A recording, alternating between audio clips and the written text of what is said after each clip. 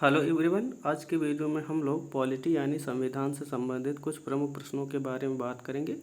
ये सभी प्रश्न किसी भी प्रतियोगी परीक्षा के दृष्टिकोण से अगर देखा जाए तो महत्वपूर्ण है और आने वाले एग्जाम्स में पूछे जा सकते हैं, चाहे वो आपका यूपी ट्रिपल एससी का एग्ज़ाम हो, चाहे एसएससी का हो, चाहे यूपीपीएससी का, चाहे बीपीएससी का, चाहे आपका रेलवे का हो। तो इन सब एग्ज़ाम्स में ये प्रश्न आ सकते हैं। तो चलिए देखते हैं। और सबसे पहले हम बात करते हैं क्वेश्चन नंबर फर्स्ट की। क्वेश्चन नंबर फर्स्ट है, राष्ट्रपति और उपराष्ट्रपति के निर्वाचन में विवाद के मामले को किसके द्वारा हल किया जा सकता है? तो इसका उत्तर हो जाएगा भारत का उच्चतम न्यायालय यानी कि भारत का सुप्रीम कोर्ट। इसके बाद में अगला प्रश्न है, संविधान सभा ने अंतिम रूप से संविधान को कब पारित किया था? तो वो किया था 26 नवंबर 1949 को। अगला प्रश्न है, भारत में पहली बार राष्ट्रीय आपातकाल की घोषणा कब की गई थी? तो वो की गई थी आपकी 26 अक्टूबर 1962 को। इसके बाद में अगले प्रश्न की बात करते हैं, संविधान सभा के स्थायी अध्यक्ष कौन थे? तो आपके डॉक्टर राजेंद्र प्रसाद संविधान सभा के स्थायी अध्यक्ष थे। इसके बाद में हम लोग बात करते हैं अगले प्रश्न की। अगला प्रश्न है आपका, भारतीय संविधान के किस अनुच्छेद के तहत राष्ट्रपति को सर्वोच्च न्यायालय से परामर्श मांगने का अधिकार प्राप्त है? तो इसका आंसर हो जाएगा अनुच्छेद 143। अगला प्रश्न है, अनुच्छेद 368 संसद को कौन सी शक्ति प्रदान करता है? तो संविधान संशोधन करने की शक्ति प्रदान करता है आपका अनुच्छेद 368। इसके बाद में अगले प्रश्न की बात करते हैं, संविधान में मूल कर्तव्यों को किस समिति की अनुशंसा के आधार पर शामिल किया गया है? तो सरदार स्वर्ण सिंह समिति के माध्यम से मूल कर्तव्यों के अनुशंसा को संविधान में शामिल किया गया है। अगले प्रश्न की बात करते हैं, भारत में त्रिस्तरीय पंचायती राजतंत्र की सिफारिश किस समिति के द्वारा की गई थी? तो बलवंत राय मेहता समिति के माध्यम से ऐसा किया गया था। इसके बाद में हम लोग बात करते हैं अगले प्रश्न की। अगला प्रश्न है, जब राष्ट्रपति एवं उपराष्ट्रपति का पद खाली हो तो भारत के राष्ट्रपति का पद कौन संभालता है? तो वो संभालता है आपका भारत का मुख्य न्यायाधीश। ठीक है, तो भारत का मुख्य न्यायाधीश राष्ट्रपति का पद संभालता है जब राष्ट्रपति और उपराष्ट्रपति दोनों लोग अनुपस्थित हों।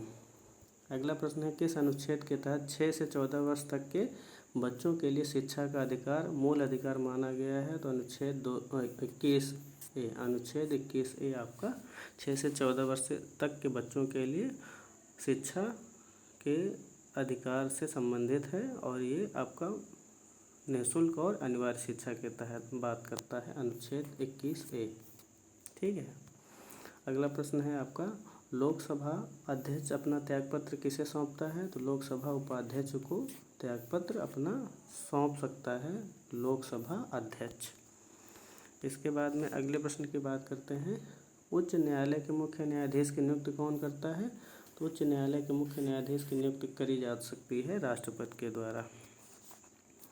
इसके बाद में हम लोग अगले प्रश्न की बात करते हैं, उपराष्ट्रपति के निर्वाचक मंडल में कौन कौन शामिल होते हैं? तो राज्यसभा और लोकसभा के सदस्य शामिल होते हैं। अगला प्रश्न है, संविधान सभा के अस्थायी अध्यक्ष कौन थे? तो संविधान सभा के अस्थायी अध्यक्ष थे आपके सच्चिदानंद सिन्हा।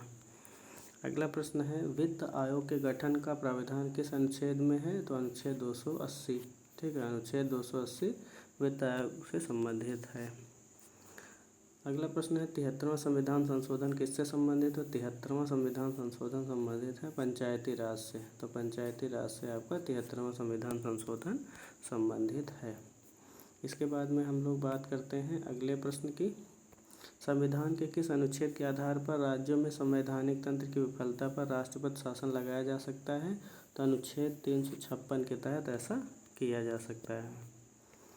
अगला प्रश्न है, भारतीय संविधान सभा के प्रारूप समिति के अध्यक्ष कौन थे? तो भीमराव अंबेडकर थे आपके ड्राफ्टिंग कमेटी के अध्यक्ष। अगला प्रश्न है, भारतीय संसद का उच्च सदन क्या कहलाता है? तो उच्च सदन आपका राज्यसभा और निम्न सदन लोकसभा होता है। संपत्ति के अधिकार को किस संविधान संशोधन द्वारा हटा दिया गया है? 44वें संविधान संशोधन अधिनियम 1978 के तहत संपत्ति के अधिकार को संशोधित करके हटा दिया गया। अब इसके बाद में हम लोग बात करते हैं अगले प्रश्न की।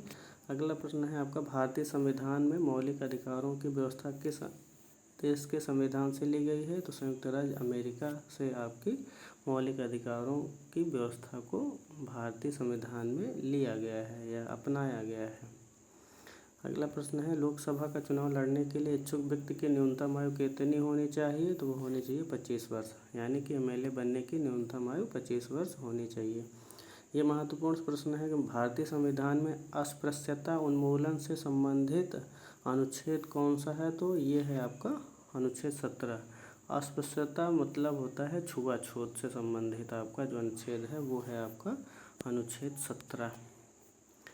अगला प्रश्न है, स्वतंत्र भारत के प्रथम निर्वाचन आयुक्त कौन थे? तो स्वतंत्र भारत के प्रथम निर्वाचन आयुक्त आपके सुकुमार सेन थे। इसके बाद में अगले प्रश्न की बात करते हैं, भारतीय संविधान किस दिन पूर्णतः लागू हुआ था? तो भारतीय संविधान 26 जनवरी 1950 को पूर्ण रूप से लागू हुआ था और अपनाया गया था 26 नवंबर 1949 को, यानी कि अंगीकृत हुआ था 26 नवंबर 1949 को और लागू किया गया था 26 जनवरी 1950 को। अगला प्रश्न हमारा होगा, भारतीय संविधान के अनुसार संघ की कार्यपालिका की शक्ति किसमें निहित है? तो वो निहित होती है राष्ट्रपति में। इसके बाद में अगले प्रश्न की बात करते हैं, भारतीय संविधान के किस अनुच्छेद में भारतीय नागरिकों के मूल कर्तव्य शामिल हैं? तो अनुच्छेद 51A के तहत मूल कर्तव्यों का डिटेल आपको मिलेगा देखने को। अगला प्रश्न, भारतीय संविधान को कुल कितने भागों में बांटा गया है? तो 22 भागों में बांटा गया है। अगला प्रश्न है, नीति आयोग के पदेन अध्यक्ष कौन होते हैं? तो नीति आयोग के पदेन अध्यक्ष होते हैं वर्तमान प्रधानमंत्री, यानी कि भारत के प्रधानमंत्री। अगला प्रश्न है कि राष्ट्रपति अपना त्यागपत्र किसे सौंपता है? तो राष्ट्रपति अपना त्यागपत्र सौंपता है भारत के उपराष्ट्रपति को। ठीक है। इसके बाद में हम लोग बात करते हैं अगले प्रश्न की। तो अगला प्रश्न है आपका, भारत के प्रथम आम चुनाव किस वर्ष किए गए थे? तो भारत के प्रथम आम चुनाव 1951-52 के तहत किए गए थे। अगला प्रश्न है, भाषाई आधार पर गठित होने वाला भारत का प्रथम राज्य कौन सा है? तो भाषाई आधार पर गठित होने वाला भारत का प्रथम राज्य है आंध्र प्रदेश। ठीक है, तो आंध्र प्रदेश भाषा के आधार पर गठित होने वाला पहला राज्य है। इसके बाद में हम लोग बात करते हैं, भारत में राष्ट्रपति किस अनुच्छेद के तहत देश में राष्ट्रीय आपात की घोषणा करता है? तो अनुच्छेद 352 के तहत राष्ट्रपति देश में राष्ट्रीय आपात की घोषणा करता है। अगला प्रश्न है, भारतीय संविधान के किस संविधान संशोधन द्वारा प्रस्तावना में समाजवादी, धर्मनिरपेक्ष और अखंडता जैसे शब्द जोड़े गए? तो ये आपका संविधान है 42वां संविधान संशोधन अधिनियम 1976 के माध्यम से ऐसा किया गया है और इसे लघु संविधान भी कहा जाता है। अगला प्रश्न है, भारत का नियंत्रक और महालेखा परीक्षक किसके द्वारा नियुक्त किया जाता है? भारत का नियंत्रक और महालेखा परीक्षक यानी कि जो कैग है इसकी नियुक्ति करी जाती है राष्ट्रपति के द्वारा। इसके बाद में अगला प्रश्न है आपका, संविधान सभा द्वारा भारत के राष्ट्रीय गान को कब स्वीकार किया गया? तो ये स्वीकार किया गया था 24 जनवरी 1950 को। इसके बाद में हम लोग बात करते हैं अगले प्रश्न की। अगला प्रश्न है, संविधान सभा द्वारा भारत के राष्ट्रीय गान को कब स्वीकार किया गया? तो ये स्वीकार किया गया 24 जनवरी 1950 को। अगला प्रश्न है आपका, संविधान सभा की प्रथम बैठक कब हुई थी? तो ये हुई थी 9 दिसंबर 1946 को। इसके बाद में हम लोग बात करते हैं अगले प्रश्न की। भारतीय संविधान सभा की संघीय शक्ति समिति के अध्यक्ष कौन थे? तो पंडित जवाहरलाल नेहरू थे संघीय शक्ति समिति के अध्यक्ष। इसके बाद में हम लोग बात करते हैं अगले प्रश्न की, भारत के संविधान में प्रथम संशोधन कब हुआ था? तो ये हुआ था 1950 को। 1950 को भारत के संविधान में पहला संशोधन किया गया था। इसके बाद में हम लोग बात करते हैं अगले प्रश्न की, भारत के नियंत्रक व महालेखा परीक्षक की नियुक्ति किस अनुच्छेद के तहत की जा सकती है? तो ये है आपका अनुच्छेद 148, यानी जो कैग है ना इसका जो रिलेशन है वो है अनुच्छेद 148 से। अब इसके बाद में हम लोग बात करते हैं दल बदल से संबंधित कानून का उल्लेख किस अनुसूची में है? तो ये 10वीं अनुसूची में है दल बदल कानून का उल्लेख। अगला प्रश्न है सरकारी आयोग का संबंध किससे? तो सरकारी आयोग का संबंध है केंद्र राज्य संबंधों से। तो केंद्र राज्य संबंधों से सरकारी आयोग का संबंध है। अगला प्रश्न है राज्यसभा कब भंग की जा सकती है? तो राज्यसभा भंग की जा सकती है राज्यसभा अर्थात कभी भंग नहीं की जा सकती। ठीक है, तो राज्यसभा एक स्थायी सदन होता है और स्थायी सदन कभी भंग नहीं होता। केवल 2 वर्ष में 1/3 भाग वहाँ से सेवानिवृत्त होते हैं। अगला प्रश्न है लोकसभा कौन भंग कर सकता है? तो लोकसभा भंग करी जा सकती है राष्ट्रपति के द्वारा। अगला प्रश्न है आपका भारत के संविधान सभा किसके अनुसार गठित की गई है? तो भारत की संविधान सभा कैबिनेट मिशन योजना के तहत गठित की गई है। इसके बाद में हम लोग बात करते हैं अगले प्रश्न की। अगला प्रश्न है आपका भारत की संविधान सभा किसके अनुसार गठित की गई है? कैबिनेट मिशन योजना के तहत। ये प्रश्न ऑलरेडी हो चुका है। अगला प्रश्न है राज्यपाल का कार्यकाल कितनी अवधि का होता है? तो राज्यपाल का जो कार्यकाल होता है वो राष्ट्रपति के प्रसाद पर्यंत होता है, यानी कि राष्ट्रपति जब तक चाहे राज्यपाल आपको बनाए रख सकता है। अगला प्रश्न है संविधान के किस अनुच्छेद के आधार पर देश में वित्तीय आपात की घोषणा की जा सकती है? तो वित्तीय आपात लगाया जा सकता है अनुच्छेद 360 के तहत। अगला प्रश्न है भारत के राष्ट्रपति पद पर निर्वाचित होने के लिए किसी व्यक्ति की न्यूनतम आयु कितनी होनी चाहिए? तो वो होनी चाहिए 35 वर्ष। अर्थात आपको राष्ट्रपति बनने के लिए, प्रधानमंत्री, राज्यपाल बनने के लिए कम से कम 35 वर्ष का होना पड़ेगा। अगला प्रश्न है राष्ट्रपति राज्यसभा में कितने सदस्यों को मनोनीत कर सकता है? तो वो 12 सदस्यों को राज्यसभा में मनोनीत कर सकता है। इसके बाद में हम लोग बात करते हैं अगले प्रश्न की। अगला प्रश्न है यदि प्रधानमंत्री या अन्य कोई मंत्री सदन का सदस्य नहीं है तो उसे पद पर बने रहने के लिए कितने दिनों के अंदर संसद का सदस्य बनना आवश्यक है? तो 6 माह के अंदर आपको ऐसा करना पड़ेगा। अगला है आपका प्रश्न भारतीय सेनाओं का सर्वोच्च सेनापति कौन होता है? तो भारतीय सेनाओं का सर्वोच्च सेनापति होता है आपका राष्ट्रपति। इसके बाद में अगला प्रश्न है आपका अब तक भारत के संविधान की उद्देशिका यानी कि प्रस्तावना में कितने बार संशोधन किया जा चुका है? मात्र 1 बार। अगला प्रश्न है संसद की संयुक्त बैठक की अध्यक्षता कौन करता है? तो लोकसभा अध्यक्ष करता है संसद की संयुक्त बैठक की अध्यक्षता।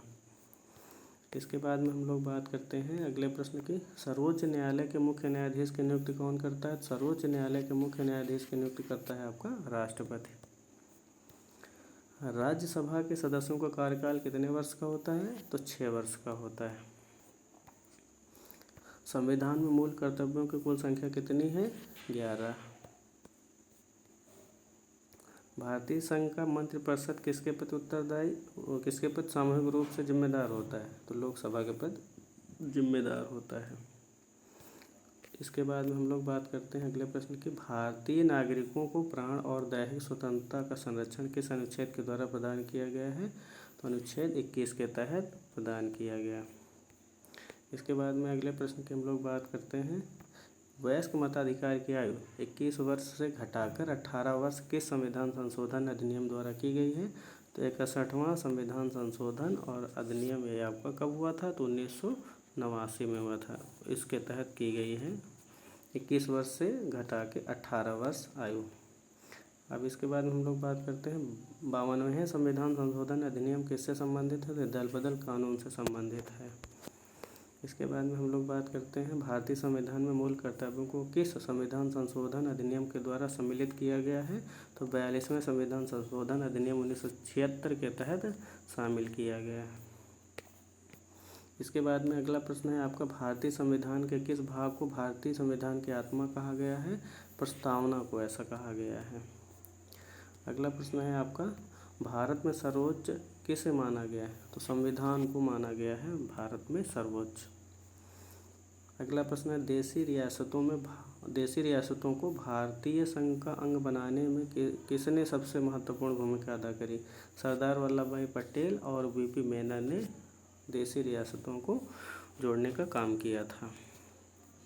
अगला प्रश्न है आपका राष्ट्रपति के निर्वाचक मंडल में कौन कौन शामिल होते हैं? तो राष्ट्रपति के निर्वाचक मंडल में संसद के दोनों सदन शामिल होते हैं और वहाँ के जो निर्वाचित सदस्य यानी संसद के दोनों सदनों के निर्वाचित सदस्य तथा राज्यों की विधानसभाओं के निर्वाचित सदस्य, यानी कि राज्यों की जो विधानसभाएं होती हैं वहाँ के जो निर्वाचित सदस्य होते हैं वो सब भाग लेते हैं, यानी कि विधायक सांसद सब इसमें भाग लेते हैं।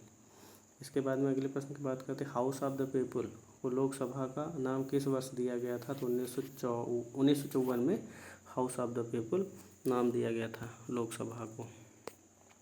अगला प्रश्न है, डॉक्टर भीमराव अंबेडकर ने किस मूल अधिकार को संविधान का हृदय और आत्मा माना है? तो संवैधानिक उपचारों का जो अधिकार है इसको डॉक्टर भीमराव अंबेडकर ने हृदय और आत्मा माना है। किसका? संविधान का। अब इसके बाद में हम लोग बात करते हैं संसद के दोनों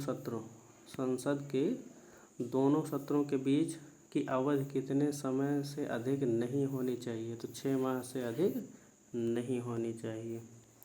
अगला प्रश्न है, लोकसभा का सत्र एक वर्ष में न्यूनतम कितनी बार बुलाया जा सकता है? तो मात्र 2 बार बुलाया जा सकता है, कम से कम। अगला प्रश्न है आपका, लोकसभा के निर्वाचित सदस्यों की अधिकतम संख्या कितनी हो सकती है? तो वो हो सकती है 552। इसके बाद में हम लोग बात करते हैं अगले प्रश्न की, राज्यसभा के सदस्यों की अधिकतम संख्या कितनी हो सकती है? तो हो सकती है 250। अगला प्रश्न है आपका, 11 दिसंबर 1946 को किसे संविधान सभा का स्थायी अध्यक्ष चुना गया था? तो डॉक्टर राजेंद्र प्रसाद को 11 दिसंबर 1946 को स्थायी अध्यक्ष चुना गया था। और 9 दिसंबर 1946 यानी कि पहली जो बैठक थी संविधान सभा की, उस दिन बनाया गया था अस्थायी अध्यक्ष सच्चिदानंद सिन्हा को। इसके बाद में हम लोग बात करते हैं अगले प्रश्न की, भारतीय संविधान की प्रस्तावना का प्रस्ताव प्रारूप समिति के समक्ष किसने रखा था? तो जवाहरलाल नेहरू ने रखा था 13 दिसंबर 1946 को। इसके बाद में अगला प्रश्न, भारतीय संविधान सभा की संघीय शक्ति समिति के अध्यक्ष कौन थे? तो वो थे आपके जवाहरलाल नेहरू। अगला प्रश्न है आपका, संविधान निर्मात्री सभा में झंडा समिति के अध्यक्ष कौन थे? तो झंडा समिति के अध्यक्ष थे आपके डॉक्टर राजेंद्र प्रसाद। इसके बाद में अगला प्रश्न है, भारतीय संविधान सभा द्वारा भारतीय राष्ट्रीय ध्वज को कब अपनाया गया? तो भारतीय राष्ट्रीय ध्वज को अपनाया गया था 22 जुलाई 1947 को। अगला प्रश्न है, भारतीय राष्ट्रीय ध्वज तिरंगा का डिज़ाइन किसने तैयार किया था? तो पिंगली वेंकैया ने डिज़ाइन तैयार किया था। ठीक है, तो आज की वीडियो में हम लोगों ने कई सारे महत्वपूर्ण प्रश्नों पर बात करी और ये सभी प्रश्न पॉलिटी से रिलेटेड हैं, इम्पॉर्टेंट हैं, पूछे जा सकते हैं। तो आपको इनका रिवीजन कर लेना है और आने वाले किसी भी प्रतियोगी परीक्षा में ये सब प्रश्न पूछे जा सकते हैं।